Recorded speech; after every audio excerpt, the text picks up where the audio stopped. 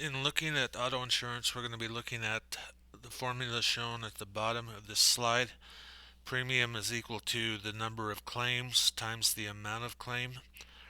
So that we're going to have to figure out. So what we're given is a table that talks about the number of claims and the probability of that happening. So what we need to do is find the sum of all of these figures. So we're going to go 0 times 0.86. We're going to go 1 times 0.09 and so forth, and add those up to get a total. And that'll give us the probability of a claim or number of claims. We're going to do the same thing on the bottom. We're going to go 5,000 times 0.05.